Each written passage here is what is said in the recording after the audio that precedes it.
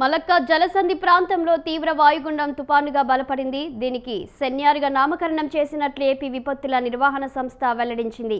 ఇది 24 గంటల్లో క్రమంగా బలహీనపడే అవకాశం ఉంది. పశ్చిమ దిశగా కదులుతూ ఇవాళ మధ్యాహ్నానికి ఇండోనేషియా తీరం వైపు వెళ్లనుంది. ఇది భారత్పై ప్రభావం చూపే అవకాశం లేదని నిపుణులు చెబుతున్నారు.